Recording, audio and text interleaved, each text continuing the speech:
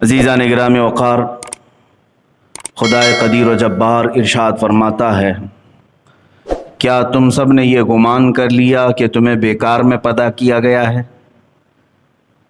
اور کیا تم یہ سمجھتے ہو کہ تمہیں لوٹایا نہیں جائے گا؟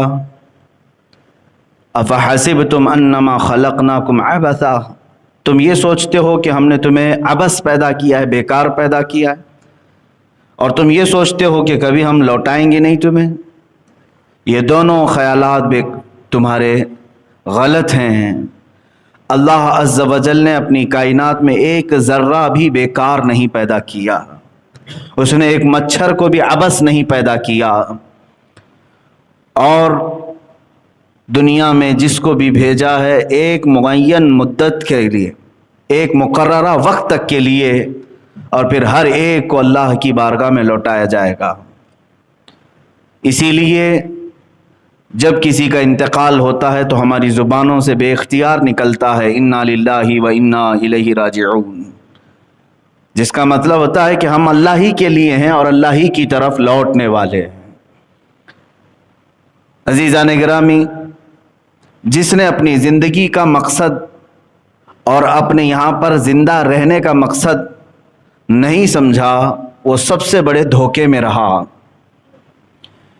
لوگ یہ کہتے ہیں کہ فلاں نے مجھے دھوکہ دے دیا، فلاں نے میرے ساتھ چیٹ کیا، بلکہ ایک بزرگ فرماتے ہیں سب سے زیادہ دھوکہ تم خود اپنے آپ کو دیتے ہو۔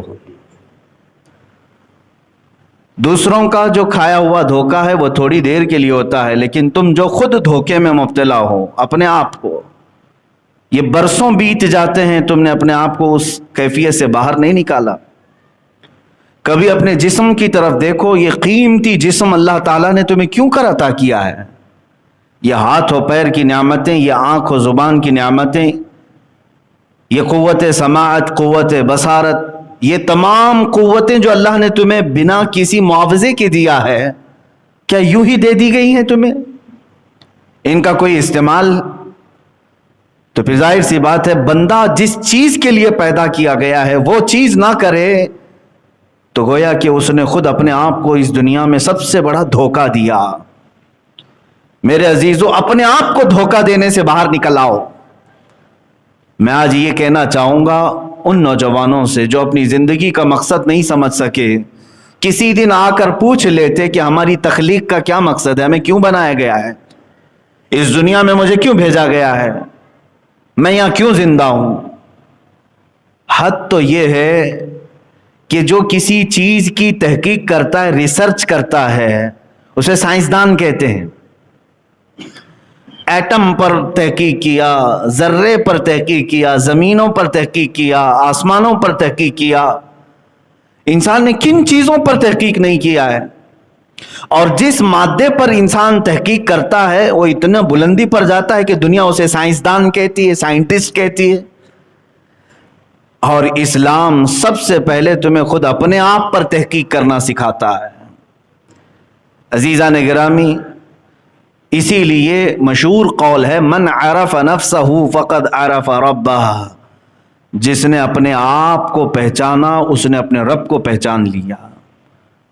خود اپنے متعلق سب سے پہلے معلومات حاصل کر لے کہ میرا بچپنا کیوں ہے، میری جوانی کیوں ہے، مجھے اگر بڑھاپا دیا گیا تو کیوں ہے، میری سانسوں کا کیا حساب کتاب ہے، میں اس دنیا میں ساری سہولتیں کھا پی کر کے استعمال کر کے کیوں رہ رہا ہوں؟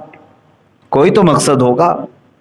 مثال کے طور پر آپ کو اچانک کسی نے 5 اسٹار ہوٹل میں بلایا، وہاں پر طرح طرح کے کھانے لگے ہوئے تھے، بہترین روم ہیں، آپ گئے اور وہاں کے کھانے بھی استعمال کرتے رہے، وہاں کے رومز بھی استعمال کیے، وہاں کا پانی استعمال کیا، جو جو سہولیات تھیں وہاں پر سب آپ نے استعمال کیا، لیکن کیا یہ آپ کا فرض نہیں بنتا کہ آپ کو دعوت کس کام کے لیے دی گئی تھی؟ وہاں پہ اس 5 اسٹار ہوٹل میں کوئی پارٹی تھی، کسی کی شادی، کسی کا ولیمہ، کسی کا عقیقہ، کیا تھا؟ کیوں بلایا گیا تھا آپ کو؟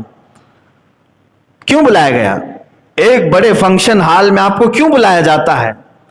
آپ کو تو یہ معلوم ہی ہوتا ہے مجھے فلاں کی شادی میں بلایا گیا، ولیمے میں بلایا گیا، عقیقے میں بلایا گیا، منگنی میں بلایا گیا، آپ کو معلوم ہوتا ہے کیوں بلایا گیا ہے.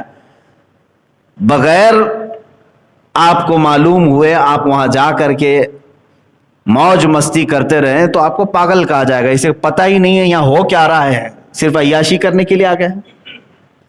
عزیزان گرامی وقار، تمہارے اس کائنات میں جلوہ گر ہونے سے پہلے اللہ تعالیٰ نے کیا چیزیں تمہارے لیے نہیں سجائی. یہ زمین کا مضبوط بچھونا، آسمان کا مضبوط چھت بغیر پلر کا، یہ کائنات میں سرسراتی ہوئی ہوائیں اور تمہارے لیے مفت سانسیں، تمہارے لیے پانی کی فراوانی، روشنی کا انتظام، سونے کے لیے الگ تمہیں نیند کے غلبے، بھوک لگے تو کھانے کی تمام چیزیں، یہ سب چیزیں مہیا کر دی گئیں. تو تم آئے کیوں یہاں پر؟ اس کائنات میں کیوں آئے؟ کیا مطلب تھا، کیا مقصد تھا؟ اسی مقصد تخلیق کو قرآن کہتا ہے سورہ زاریات کی آیت، وَمَا خَلَقْتُ الْجِنَّ وَالْإِنسَ إِلَّا لِيَعْبُدُونَ. اللہ تعالیٰ فرماتا ہے ہم نے جنات اور انسانوں کو صرف میری عبادت کے لیے بنایا ہے، اپنی عبادت کے لیے بنایا ہے. سمجھ میں آیا کہ ہمیں کائنات میں اللہ نے اگر بھیجا ہے تو اس کی عبادت کے لیے بھیجا ہے. عزیزان گرامی، اسی بات کو میں نے اس سے قبل بھی دہرایا تھا کہ انسان باقی ساری چیزیں کر لیا لیکن جس کا مقصد کے لیے وہ آیا تھا اسی میں وہ ادھورا رہ گیا. یعنی عبادت، اللہ کی رضا حاصل کرنا، یہ سب کا مقصد تھا، اسی لیے تمہیں بنایا گیا تھا. اور آج بہت سارے لوگ یہ سمجھتے ہیں کہ یہ لائف بیکار کی چل رہی ہے اور اس کو اس طرح سے گزار رہے ہیں جیسے لگتا ہے کہ کوئی ہلکی پھلکی چیز تمہارے ہاتھ میں آئی ہے. اتنی قیمتی زندگی اللہ تعالیٰ نے تمہیں دی ہے کہ اگر سانس تمہاری رک جائے تو کروڑوں دے کر کے بھی کسی ڈاکٹر سے سانسیں واپس نہیں لا سکتے. ایک بار تمہاری دھڑکن رک جائے تو لاکھوں کروڑوں اربوں دے کر کے بھی اس دھڑکن کو واپس نہیں لا سکتے. اتنی قیمتی لائف تمہارے ہاتھوں میں آج موجود ہے، لیکن اس کا مقصد نہ سمجھ کر کے اپنے آپ کو عیاشیوں میں اور بیکار زندگی میں گزارنا، گویا کہ انسان کا خود اپنے آپ کو دھوکہ دینا ہے. مجھے بتاؤ کتنے لوگوں نے اپنے آپ کو دھوکہ دیا؟ یہ تو جرم ہے دھوکہ دینا دوسروں کو، لیکن میں سمجھتا ہوں اس سے بڑا جرم اپنے آپ کو دھوکہ دینا کہ تم پیدا کس کام کے لیے کیے گئے تھے اور کر کیا رہے ہو آج. مجھے بتاؤ اے بچوں، جوانوں، کیا تمہاری راتیں اسی لیے بنائی گئی ہیں کہ تم رات بھر بیٹھ کر گیم کھیلو؟ کیا تمہاری راتیں اسی لیے ہیں کہ تم کسی بھی نکڑ پر بیٹھ کر کے گپیں لگاؤ؟ کیا تمہاری راتیں اسی لیے ہے کہ لوگوں کے عیب جوئی کرو؟ کیا تمہارے دن اسی لیے ہیں کہ تم اپنے طبیعت اور اپنی خواہشات کے لیے ڈانس بار، کبھی کلب، کبھی فلاں جگہ، نشے کے اڈے، تاش کے پتے، شراب کی بو، یہ تمام چیزیں زندگیوں میں ایسی لائی گئیں؟ کیا آپ نے کبھی یہ سوچا کہ اسی لیے میں دنیا میں آیا ہوں؟ نہیں میرے عزیزو، کسی اور نے نہیں، تمہیں اس راستے پر تمہارے نفس نے دھوکہ دیا ہے، اپنے آپ کو دھوکہ دے کر کے صراط مستقیم سے ہٹا دیا ہے. عبث نہیں پیدا کیے گئے، بیکار نہیں پیدا کیے گئے. میں تاریخ کی چند مثالیں آپ کے سامنے رکھتا ہوں جنہوں نے دنیا میں ایک ایسی تاریخ رقم کی ہے کہ ان کی زندگی کا ایک لمحہ بھی ضائع نہیں کیا انہوں نے. ایک دن تو دور کی بات، ایک لمحہ ضائع نہیں کرتے تھے. امام بخاری رضی اللہ تعالیٰ عنہ، کون نہیں جانتا اس امام المحدثین کو؟ قرآن پاک کے بعد سب سے افضل کتاب اس روئے زمین پر وہ بخاری شریف ہے، صحیح بخاری. آپ پڑھنے کے لیے جب بیٹھتے تھے یا احادیث کا مطالعہ کرتے تو رات پوری گزر جاتی. تھوڑی دیر آپ آرام کرتے، اس کے بعد جب مطالعے کے لیے بیٹھتے تو فجر کی اذان ہونے کے قریب آ جاتی اور وہ احادیث پلٹتے رہتے ہیں اور اس میں غور و فکر کرتے رہتے. پہلے ایسا ہوتا کہ صبح صادق جب ہو جائے تو مرغے بانگ دیتے. بانگ دینا سمجھتے ہوں گے، مرغا پکارتا ہے. اب مرغوں کے پالنے کا بھی سسٹم ختم ہو گیا ہے، سب دیسی مرغوں کی جگہ برائلر چکن نے لے لیا ہے. یہ سارے تو جنگلی کہلانے لگ گئے اب. حالانکہ اس کی فضیلت آئی ہے یہ دیسی مرغے کی. اس کو مارنے سے بھی منع کیا گیا. کہا گیا کہ اس کو اذیت نہ دو، اس لیے کہ لوگوں کو صبح کی اذان کے طور پر جگاتا ہے. تو پہلے یہی ہوتا تھا کہ برابر وقت پر صبح صادق پر مرغا بانگ دیتا اور لوگ یہی سمجھتے کہ اب فجر کا وقت ہو چکا ہے. وہ برابر فجر کے وقت پکارتا اور اس مرغے پر لعنت بھیجی گئی ہے جو آدھی رات میں پکارتا ہے. کہا گیا وہ شر ہے، وہ شیطانی ہے. خیر، امام بخاری رحمۃ اللہ تعالی علیہ کچھ لکھ رہے تھے یا پڑھ رہے تھے، مرغے نے بانگ دی. تو جیسے ہی مرغا بانگ دیتا آپ اپنی کتاب بند کر دیتے اور مسجد کی طرف چلے جاتے. نماز کا وقت ہو چکا ہوتا جب آپ فجر کی ادائیگی کے لیے آتے. امام بخاری رحمۃ اللہ تعالی علیہ نے ایک رات مرغے کی آواز سنی، اپنا مطالعہ بند کیا، اپنی کتاب بند کی اور نکل پڑے. مسجد آئے تو پتہ چلا ابھی فجر کا وقت ہونے میں کافی ٹائم باقی ہے. کافی ٹائم کا مطلب آدھا گھنٹہ، آدھا سے پونا گھنٹہ ہوگا. اتنا وقت باقی تھا ابھی طلوع صبح صادق کے لیے. امام بخاری رحمۃ اللہ تعالی علیہ کو جلال آ گیا. حالانکہ اگر کوئی وقت سے پہلے مسجد میں آ جائے تو ثواب ہی ہے، کیا خرابی ہے. امام بخاری رحمۃ اللہ تعالی علیہ اس قدر جلال میں آئے کہ آ کر کے آپ نے ایک جملہ کہا کہ اللہ اس مرغے کو قتل کر دے. قاتل اللہ ھذا الدیک، اللہ اس مرغے کو قتل کر دے جس نے میرے مطالعے کے وقت کو برباد کیا. جو میری پڑھائی کا وقت تھا اس نے اس میں سے، اس کی آواز کی وجہ سے میں اٹھ گیا، میرا اتنا وقت اس نے خراب کیا. مرغا فجر کی اذان سے پہلے ختم ہو چکا تھا، مر چکا تھا. آپ کی والدہ ماجدہ امام بخاری رحمۃ اللہ تعالی علیہ کی والدہ ماجدہ نے آپ کو نصیحت فرمائی اور ارشاد فرمایا کہ بیٹا اس کے بعد کبھی کسی کے لیے اس طرح کا جملہ نہ کہنا، اس لیے کہ اللہ تمہاری زبان میں اثر رکھا ہے. بتانا مقصود یہ ہے میرے عزیزو کہ ان کا کتنا وقت گیا ہوگا، آدھا سے پونا گھنٹہ، جس کے لیے وہ اتنے جلال میں آئے کہ اس مرغے کو پھر کبھی دوبارہ پسند نہیں فرمایا اور وہ ختم بھی ہو گیا. یہاں تو پوری کی پوری راتیں ضائع ہو گئیں، برس کے برس ضائع کیے، مہینوں ضائع کیے اور کبھی اف تک نہیں.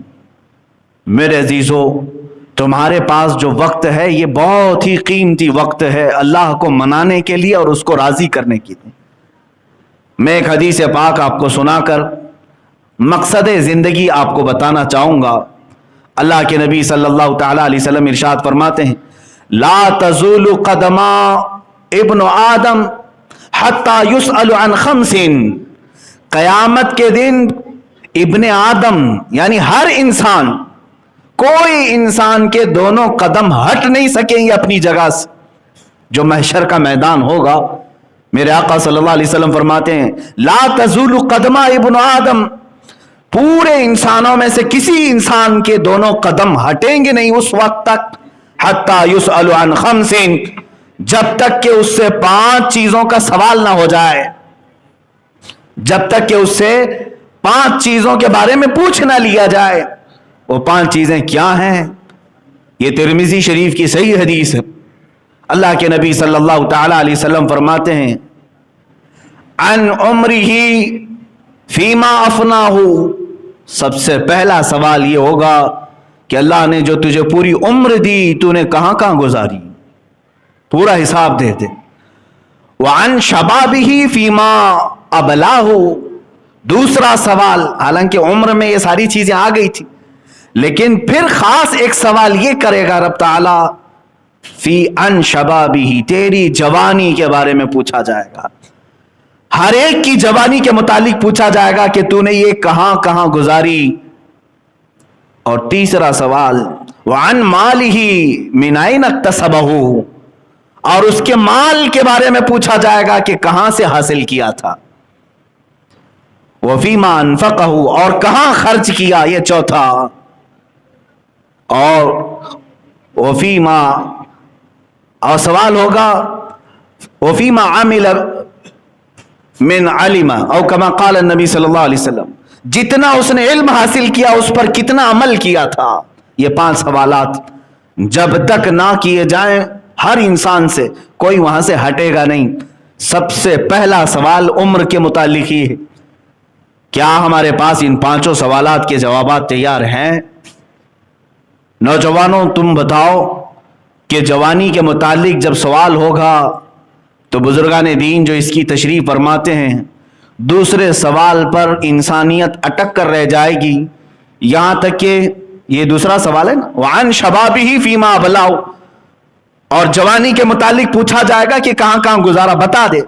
اب بتانے کے لیے جب شروع کرتا ہے جوان کہ میری جوانی شروع ہوئی تھی 15 سال سے, اور جب بتانا شروع کرتا ہے, بزرگوں نے تشریح میں لکھا کسی کی جوانی کا حساب دے دیتے 200 سال لگ جائیں گے, لیکن اس کا حساب ختم نہیں ہو رہا ہوگا. 200 سال کا عرصہ گزر چکا ہوگا.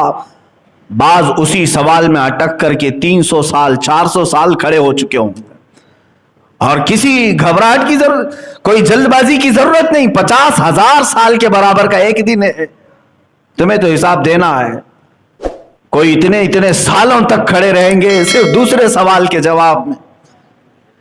ایک عمر کہاں گزارا, دوسرے اس نے اپنا شباب, اپنی جوانی کہاں بتائی. لکھ کر کے رکھ لو کہ اپنی جوانی کے متعلق کیا اللہ رب العزت کی بارگاہ میں یہ کہو گے کہ میں نے تو اپنی جوانی کی ہر رات گیم کھیلنے میں گزاری, جوانی کی ہر رات چیٹنگ میں گزاری, جوانی کی ہر رات لوگوں کو ایک جگہ سے دوسری جگہ منتقل کرتے اور ان کے عیبوں کو دیکھنے میں گزاری. انسان کی یہ فطرت ہے کہ وہ ہمیشہ برائی دیکھنا پسند کرتا ہے. اس فطرت سے باز آنا چاہیے. اے عزیزو, وقت کی قیمت سمجھو, اور نوجوانوں سے میں کہوں گا اب تمہارے لیے حالات اس قدر تیزی سے بدلے جائیں گے کہ صرف اور صرف آپ کے پاس ابھی 5 سے 10 سال کے عرصے میں اتنی زبردست چینجنگ دیکھنے کو ملے گی جو پچھلے 100 سالوں میں آپ نے نہیں دیکھا ہوگا. بہت تیزی سے تبدیلیاں آئیں گی. امام حماد ابن نعیم رضی اللہ تعالیٰ اپنی کتاب میں فرماتے ہیں, جو آخری زمانے کے حالات کے متعلق احادیث آئی ہیں رسول کریم صلی اللہ علیہ وسلم, ان حدیثوں میں سے ایک حدیث آپ بیان کرتے ہیں, قیامت کے قریب تم دیکھو گے زمانہ اتنی تیزی سے دوڑے گا کہ جو 100 سال میں ہوا تھا وہ صرف 20 سال کے اندر ہوگا, اور پھر 20 سال کے اندر جو ہوا تھا وہ 10 سالوں کے اندر ہوگا. وہ آج ہم نے محسوس کیا ہے پچھلے 20 سال کے اندر اس قدر دنیا میں تبدیلی آ گئی ہے جو پچھلے 100 سالوں میں ان کے خواب بھی نہیں دیکھے گئے تھے. انٹرنیٹ کی دنیا نے کہاں سے کہاں پہنچایا ہے. اب اگلے جو 10 سال ہوں گے یہ پچھلے 20 سالوں سے بھی زیادہ تیز ہوں گے.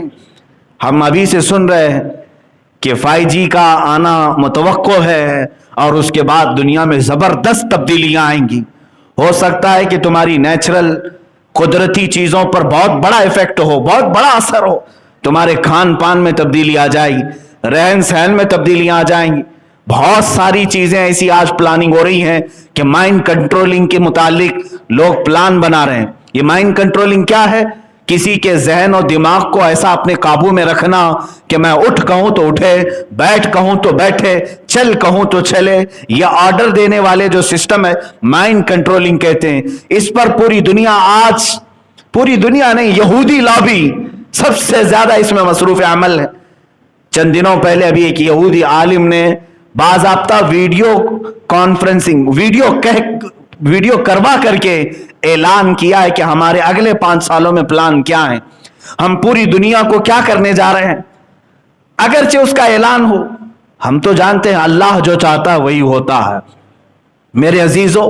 لیکن دنیا کو ڈسٹرائے کرنے کے لیے لوگ اور پوری انسانیت کے قاتل یہ یہودی لابی جو پلان بنا رہے ہیں, کیا ہم اس کے متعلق تیار ہیں؟ یہاں تو جوانوں کو دیکھ کر کے افسوس ہوتا ہے, بہت افسوس ہوتا ہے. اللہ تبارک و تعالیٰ نے تمہیں فضول نہیں پیدا کیا, عبث نہیں پیدا کیا. آج ہماری جوانی کو دیکھ کر کوئی مدد کے لیے بھی پکارنا نہیں چاہتا ہمیں. یہ خود اپنے آپ کو دھوکہ دیا ہوا آدمی ہے, دوسروں کی کیا مدد کر سکے گا. مجھے بھی چند دنوں پہلے ایک بات پڑھنے کو ملی کشمیر کی خواتین بلکتی ہیں، آج روتی ہیں، بہت ساری ان کی پریشانیاں ہیں. لیکن ایک زمانہ تھا جب اسی سندھ کے علاقے سے چند عورتوں نے عرب کے نوجوانوں کو پکارا تھا. راجہ دابیر سنگھ، یہ میں 90 ہجری کی بات کر رہا ہوں، آج سے 1300 سال پہلے تقریباً. راجہ دابیر سنگھ کی حکومت تھی جب کچھ حج پر جانے والی خواتین سری لنکا سے نکلی، بیچ راستے میں گنڈوں نے انہیں اغوا کر لیا اور ان کی عزتوں سے کھیلنے لگے. تو ان عورتوں نے جو حج کے لیے نکلی تھی آواز دی کہ کوئی عرب کا قافلہ ہو تو ہماری آواز خلیفہ وقت تک پہنچا دے. تو اس وقت جو تاجر آئے تھے ان تاجروں نے یہ بات سنی کہ کچھ مسلمان عورتیں اس طرح اغوا کی جا چکی ہیں، گرفتار ہیں. تو وہ بات جا کر کے اس زمانے کے حجاج بن یوسف گورنر کے سامنے بیان کی گئی. وہ خود ایک ظالم تھا، لیکن دربار میں ایک نوجوان گزر رہا تھا جو اس کا بھتیجا بھی، محمد بن قاسم. رک گیا، پوچھا کہ کہاں سے خبر لائے ہو؟ کہا سندھ سے. یہ ہند اور سندھ دو خطے تھے ہمارے، جو آج کٹ کر کے کچھ پاکستان میں چلا گیا، کچھ ہندوستان میں. سندھ سے ہم یہ خبر لے آئے ہیں، وہاں کچھ عورتوں کے ساتھ ظلم بربریت کا کھیل کھیلا جا رہا ہے. تو محمد بن قاسم نے عرب کی اس سرزمین سے آواز لگائی تھی، لبیک یا اختہ، اے میری بہن میں حاضر ہو رہا ہوں، میں آ رہا ہوں. اس وقت محمد بن قاسم نے وقت کے گورنر سے اجازت لی اور 10,000 نوجوانوں کا لشکر لے کر وہ سندھ پر حملہ آور ہوا. یہ سب سے پہلا لشکر تھا جو ہندوستان میں داخل ہوا اور راجہ دابیر سنگھ کے ساتھ مذاکرات ہوئے، بات چیت ہوئی. جب حل نہ ہو سکا، وہ عورتوں کو آزاد کرنے پر آمادہ نہیں ہوئے، تو صرف اور صرف عزت عورتوں کی محفوظ رکھنے کی خاطر ان نوجوانوں نے ان کے ساتھ ایسا حملہ کیا کہ یہ پورے کے پورے فوج تتھر بتر ہو گئی اور گنڈے پکڑے گئے، حتیٰ کہ راجہ دابیر سنگھ بھی گرفتار ہوا. ان خواتین کو آزاد کرایا گیا. پہلی مرتبہ محمد بن قاسم نے پرچم اسلام ہند میں لہرایا. یہ وہ زمانہ تھا جب ہندوستان میں علل اعلان کسی نے پرچم نہیں لہرایا، پہلا لشکر. لیکن مجھے یہ بات اس لیے بتانی پڑ رہی ہے کہ جو محمد بن قاسم عرب سے چل کر کے چند خواتین کی عزت بچانے کے لیے آیا تھا، وہ کوئی 40 سالہ 50 سالہ تجربہ کار سپہ سالار نہیں تھا، وہ جرنیل اور کمانڈر نہیں تھا، بلکہ صرف اور صرف 19 سال کا جوان تھا. صرف 19 سال کا جوان تھا. 10,000 کے لشکر کو لے کر آیا اور خواتین کی عزت بچانے کے لیے. 19 سال کے جوان تو آج عورتوں پر جھپٹا مارنے کے پلان بنا رہے ہیں، عزتوں پر ڈاکہ ڈالنے کی سوچ رہے ہیں. 19 سال کی جوانی لوگ یہ سوچتے ہیں صرف ہمیں چیٹنگ کے لیے، عورتوں کو فرینڈ ریکویسٹ بھیجنے کے لیے، ان سے ہمارے رات کے مکالمے کے لیے. معاذ اللہ رب العالمین. یاد رکھو تمہارا جو یہ شباب، تمہاری یہ جوانی جن لمحوں میں گزر رہی ہے، تم کیا سوچتے ہو گھر کے پردے بند کر کے میں چیٹنگ کرتا ہوں؟ تمہارا عقیدہ کیا ہے؟ قرآن کہتا ہے یعلم خائنۃ الاعین وما تخفی الصدور. تمہاری آنکھیں جو خیانت کر رہی وہ بھی دیکھ رہا ہے، اور تمہارے دلوں میں جو حالات گزر رہے ہیں اس کو بھی وہ دیکھ رہا ہے. تمہاری انگلیوں کی ہر حرکت پر اللہ کی نظر ہے. جب تم اٹھائے جاؤ گے تو ان تمام چیزوں کے ساتھ اٹھائے جاؤ گے. عزیزان گرامی، میں تو چند مثالیں پیش کرنا چاہ رہا تھا کہ جنہوں نے اپنا مقصد زندگی سمجھا. برسوں ہو گئے آج ہمارے معاشرے میں وہ بچے ہی نہیں پیدا ہوئے جنہیں آج اپنا مقصد زندگی سمجھ میں آئے اور مختصر سی زندگی میں اس کائنات میں کچھ کر کے چلے جائیں، دنیا کو کوئی تحفہ دے کر کے جائیں. آپ کو معلوم ہے آج دنیا جن جدید چیزوں کا لابھ اٹھا رہی ہے، یہ جتنی ٹیکنالوجی ہے، میں چیلنج کرتا ہوں ان کی جڑ تک جاؤ گے تو یہ ساری ٹیکنالوجی جو ہدیہ کیا گیا ہے پوری دنیا کو، آج اس میں سب سے بڑا کردار مسلمان علماء کاملین کا ہے. سب مسلم علماء ہیں، سب مسلم علماء ہیں. 100 سے زیادہ مسلم سائنٹسٹ میں آپ کے سامنے پیش کروں گا جو کائنات میں سب سے پہلے ایجاد کرنے والے موجود ہیں بہت ساری چیزوں کے، اور آج چرا کر کے کسی اور کے نام پر یہ تختیاں لگائی گئی. آپ کو کیا خبر، آج پوری دنیا مواصلات کے طور پر یعنی سفر کے لیے اتنا تیز ہو چکی، ایروپلین بن گئے، ہزاروں لوگ اس میں سفر کرنے لگے. اور اس ایروپلین کی ایجاد کے متعلق 15ویں صدی کے بعد کے چند انگریزوں کے نام بتائے جاتے ہیں. نہیں میرے عزیزوں، سب سے پہلے اس کا تجربہ کرنے والے حسین بن عباس فرناس، عباس بن حسین فرناس، یہ کرتبہ میں رہنے والا ایک ایسا سائنسدان، کب کی بات کر رہا ہوں، آج سے 1000 سال پہلے کی بات، آج یہ 2020 چل رہا ہے، وہ 1021 1022 کا سائنسدان ہے. جب کرتبہ کی جامع مسجد کے مینار سے پر لگا کر عقاب کے اس نے خود اڑنے کی کوشش کی، اور پہلا وہ انسان ہے جو ہوا میں اڑنے کا ایک تجربہ دور لوگوں کے سامنے پیش کیا.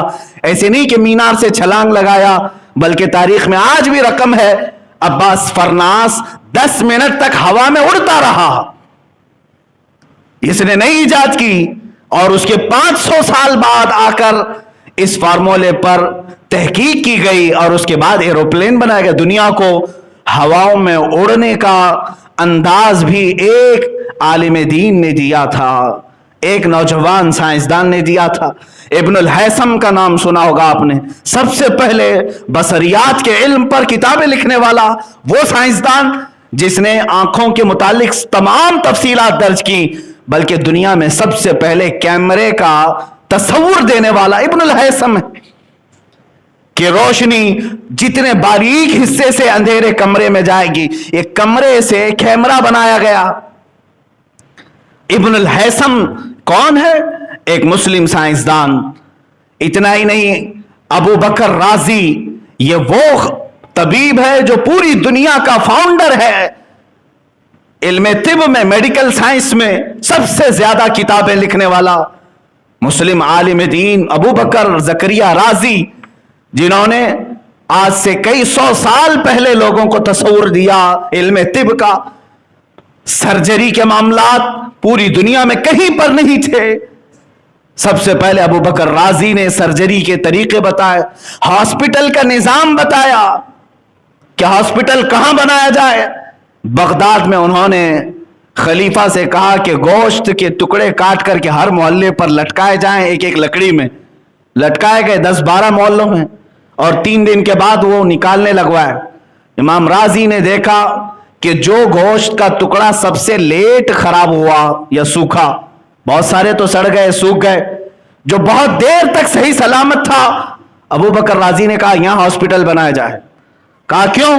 کہا یہاں کی آب و ہوا جسم کو جلدی خراب نہیں ہونے دیتی، مریض کو ایسی جگہ رکھا جائے جہاں کی آب و ہوا اس کے جسم کو سلامت رکھے. یہ کانسیپٹ کس نے دیا تھا؟ ابو بکر رازی نے، جب ان کی عمر 33 سال کی تھی. 33 سال کی عمر میں بڑے سے بڑی دنیا کو انہوں نے فارمولے پیش کیے. ایک دو نہیں میرے عزیزو. ابن ساعتی، لقب ساعتی خراسانی، ایک مشہور سائنسدان، مصر کے رہنے والے، اور آج سے تقریباً 1200 سال پہلے کی بات بتا رہا ہوں، خلیفہ ہارون رشید کے زمانے، تب اس سائنسدان نے ہاتھ کی گھڑی ایجاد کی اور پورا پلانٹ سسٹم دیکھنے کا طریقہ ایجاد کیا. سیارے گردش کہاں کرتے ہیں، گریویٹی سسٹم جو بعد میں نیوٹن کے لیے پیش کیا گیا، یہ سب سے پہلے مسلم عالم دین نے پیش کیا، کشش ثقل جس کو کہتے ہیں. اور سب سے پہلے ابو بکر رازی ہی ہیں جنہوں نے کیمیکل کی دنیا میں سب سے پہلے ایسیڈ تیار کیے، سلفورس ایسیڈ، جو آج کیمیا میں بنیاد کی حیثیت رکھتا ہے. یہ تمام چیزیں دنیا کو دینے والے وہ مسلم سائنسدان تھے. میرے عزیزوں، میں ان کی مثالیں صرف اس لیے پیش کر رہا ہوں کہ دنیا میں یہ ترقیات اور دنیا میں جینے کے سلیقے اسلام نے اور مسلمانوں نے دیے، آج پورا کا پورا پلٹ دیا گیا اور تمہیں اتنا پیچھے دھکیل دیا گیا کہ آج دنیا تمہیں تہذیب سکھانے آ رہی ہے. آج تمہیں مینجمنٹ ڈیولپ کرنے کے لیے طریقے سکھائے جا رہے ہیں، اور بہت ساری چیزیں ایسی ہیں کہ غلامی کے انداز میں تم سیکھنے کے لیے غیروں کے دربار میں جا رہے ہو. اے میرے عزیزو، آج سب سے بڑا جو ہمارے پاس نقصان ہوا ہے وہ ہمارے بچوں کو ہمارا ماضی نہ پڑھانا، ہماری تاریخ نہ پڑھانا، چند سال اور تم اس طرح آنکھ بند کر کے بیٹھے رہو، تب اس کے بعد بچوں کا حال یہ ہوگا۔ یہ مسلم سائنسدان تو بھلا ہی دیے گئے ہیں، یہ تو کہاں معلوم ہے، اچھے اچھے لوگوں کو نہیں معلوم، یہ تو بھلا ہی دیے گئے ہیں، اولیاء اکرام بھی بھلا دیے جائیں گے، تاریخ ختم کی جائے گی، اور چند دنوں کے بعد میں بارہ یہ کہتا ہوں شاید بچے بعد میں یہ بھی پوچھیں گے محمد کس کا نام تھا، معاذ اللہ رب العالمین۔ جب اس طرح ہم تاریخ سے اپنی آنکھیں بند کر کے بیٹھے ہیں اور سارا کا سارا ہمارا وقت اسی موبائل انٹرنیٹ پر گزرے، جو فضول اور فحش چیزوں کو دیکھنے میں، اے میرے عزیز بچوں، آج اپنی زندگی کی قدر و قیمت سمجھو اور باز آ جاؤ۔ تم سے سوال ہوگا تمہاری جوانی کے متعلق، تم یہاں پر اللہ کی عبادت کے لیے بنائے گئے ہو، اسی چیز میں ابھی کھڑے نہیں اتر سکے، اسی میں بہت ساری چیزیں باقی رہ گئی ہیں۔ اسی لیے شاعر نے حضور اکرم صلی اللہ تعالی علیہ وسلم کی بارگاہ میں یہ ایک استغاثہ کے طور پر یوں کہا تھا، اے خاص خاصان رسول وقت دعا ہے، امت پہ تیرے وقت عجب آ کے پڑا ہے۔ جو پوری دنیا کو قیادت سکھانے کے لیے نکلا تھا اسلام، وہ آج اپنے ہی دیش میں غریب الغربا ہے۔ آج جتنے مسلم ممالک ہیں وہاں کی بھی حالات یہی ہیں کہ ان کے ہاں گیس ہے، پیٹرول ہے، ڈیزل ہے، نہ جانے کیا کیا معدنیات ہیں، لیکن نکالنے والے یورپین ہیں، امریکی ہیں، ان پر اجارہ داری پوری باہر کی کمپنیوں کی ہے۔ کیا ہم اس قدر آج علم سے اور اپنے مقصد زندگی سے بچھاڑ دیے گئے؟ اے میرے عزیزو، میں پڑھ رہا تھا یہودیوں کے متعلق، برسوں گزر گئے، 1400 سال ہو گئے میرے آقا صلی اللہ تعالی علیہ وسلم کی تعلیمات کو، بعض علماء بھی اس کو ریجیکٹ کرتے ہوئے آج الگ انداز سے بولنے کی کوشش کرتے ہیں۔ حضور نے فرمایا تھا اپنے بچوں کو نشانہ بازی سکھاؤ، تیر اندازی سکھاؤ، حضور اکرم صلی اللہ تعالی علیہ وسلم کی حدیث میں انہیں گھڑ سواری سکھاؤ، تیر اندازی سکھاؤ، اور ایک حضور اکرم صلی اللہ تعالی علیہ وسلم کا حکم ہے کہ یہ تین چیزیں سکھانے کے لیے فرمایا گیا۔ اب کے بعد جب یہ بات کہی جائے تو گھوڑوں کا زمانہ نہیں ہے، مرسیڈیز کار کا زمانہ ہے، اب تیر اندازی کا زمانہ نہیں، اب تو بم بارود پیٹرول میزائل کا زمانہ ہے۔ ٹھیک ہے، جدید دنیا میں تم یہ جواب تو دے سکتے ہو، لیکن آج ہی کی بات میں بتاؤں، اسرائیل میں آج بھی یہودیوں کو دیکھا گیا وہاں پر 6 سال کے بچے کو کمپلسری نشانہ بازی سکھائی جاتی ہے، جبکہ ان کو معلوم ہے یہ زمانہ تیر اندازی کا نہیں، لیکن نشانہ بازی کیوں سکھائی جا رہی ہے؟ گھڑ سواری آج بھی سکھائی جا رہی ہے اسرائیل میں، آج بھی۔ کیا انہیں نہیں معلوم وہی کاروں کی ایجاد کرنے والے لوگ ہیں بہت سارے؟ عزیزان گرامی وقار، میں نے یہ محسوس کیا دنیا کی دوسری قومیں میرے نبی کے فرمان کے مقاصد سمجھ گئی اور وہ حل کرنے پر اپنے بچوں کو آمادہ کر لیا، اور ہم ترقیات کے نام پر اپنے ہی نبی کے فرامین کو پیچھے چھوڑتے چلے گئے۔ میں نے شاید اس سے قبل بھی آپ سے کہا تھا، ایک عورت جب حاملہ ہو جائے اسرائیل میں تو 9 مہینے اس کی نگرانی کے لیے بجٹ پاس ہوتا ہے، حاملہ عورتوں کے لیے بجٹ پاس کیا جاتا ہے گورنمنٹ کی طرف سے۔ 9 مہینے وہ کیسے گزارے گی؟ اسے میتھمیٹکس کے ٹف فنڈے دیے جاتے ہیں حل کرنے کے لیے کہ عورت ان میں اپنا وقت صرف کرے، اس کے پیٹ میں پلنے والا بچہ ذہین پیدا ہوگا۔ عورت کو حساب میں پورا دن گزارنے کے لیے کہا جاتا ہے، بہت ساری چیزیں، اور جب پیدا ہوتا ہے بچہ اس وقت سے اس کی پلاننگ، ماسٹر پلاننگ ہوتی ہے۔ ہر یہودی بچہ بزنس مین بنے، ہر یہودی بچہ ٹاپ انجینئر بنے، یہ تمام چیزیں انہوں نے اپنے بچوں کے ساتھ کیا، اسی لیے مٹھی بھر ہو کر پوری دنیا پر حکمرانی کے خواب سوچتے۔ عزیزان گرامی وقار، آج ہمارے پاس صرف اور صرف ایک آپشن رہ گیا کہ ان بچوں کو جو تم نے آوارہ چھوڑ دیا ہے، بیکار اور عبث چھوڑ دیا، یا پھر جو نوجوانوں نے اپنے آپ کو سمجھ لیا کہ ہم بیکار ہیں، عبث ہے، وہ واپس آ جائیں۔ اللہ نے تمہیں بیکار نہیں بنایا، فضول نہیں بنایا، تمہاری جوانی عیاشیوں کے لیے نہیں ہے میرے عزیز، تمہاری جوانی صرف اور صرف گیم کے لیے نہیں ہے۔ وہ اپنے بچوں کو اصلی گیم کھلا رہے ہیں، میزائل پکڑا کر کے، بندوق پکڑا کر کے، تیر پکڑا کر کے، اور تمہیں موبائل میں مصروف کر کے رکھ دیا۔ تم پب جی میں رہو اور ہم حقیقی میدان میں رہیں گے، تم اسی میں لڑتے رہو اور وہ اپنے بچوں کو حقیقی میدان میں لے آئیں گے۔ آج میں نے یہ دیکھا کہ چند دنوں پہلے ایک भड़काऊ भाषण करने। वैसे तो हमें ये कहते हैं, हिंदुओं में एक स्वामी कह रहा है कि हर बच्चे को आप हथियार दो, हर बच्चे को हथियार दो। क्या आपको हिंदुस्तानी निजाम के डिपार्टमेंट पर नहीं भरोसा है? हमने तो कभी अपने बच्चों के मुतालिक इस तरह की बातें नहीं की, लेकिन वो तमाम चीजें खुल करके इस बात को कर रहे हैं, कह रहे हैं। सिर्फ इसलिए मेरे अजीजों के अलर्ट रखना चाहती है हर कौम अपने बच्चों को। आज मैं भी आपसे यही गुजारिश करना चाहूंगा, उठो, वो करना हश्र ना होगा फिर कभी। दौड़ो के जमाना अपनी चाल चल गया, दौड़ो के जमाना चाल अपनी चल चुका। मेरे अजीजों, अपने बच्चों और अपने जवानों के वक्त को बर्बाद होने से बचाओ, इनके जाया होने से बचाओ। बहुत सारी तारीखें हमारे पास मौजूद हैं। हिंदुस्तान में आकर के तारीख रकम करने वाले सुल्तान सैयद सालार मसूद गाजी रहमतुल्लाह ताला अलैह का नाम सुना होगा। बहराइच शरीफ के एक बुजुर्ग हैं जिनके मुतालिक आला हजरत फरमाते हैं हर 50 मिनट पर वहां पर हजरत खिजर अलैहिस्सलाम की हाजिरी देखी गई है। ये वो सालार मसूद गाजी जो ख्वाजा गरीब नवाज से पहले हिंदुस्तान आए थे और अपनी जिंदगी कुर्बान की और शहादत पाया, और आज तक लाखों करोड़ों लोगों के दिलों में आज उनकी अजमत मौजूद है। जानते हैं उनकी उम्र क्या थी? उनकी शहादत के वक्त उनकी उम्र 18 साल की थी, 18 साल की उम्र। और सुल्तान सालार मसूद गाजी सुल्तानुल औलिया बन गए। शहीदों में बड़ा आला मकाम है। इसलिए जवानी अगर किसी ने अपने सही तरीके से इस्तेमाल किया तो अल्लाह तबारक व तआला उसे हमेशा लोगों के दिलों में जिंदा रखता है। मौला करीम हम सबको हमारी जिंदगी को बेकार होने से महफूज फरमाए। व आखिर दावाना अनिल हम्दुलिल्लाहि रब्बिल आलमीन।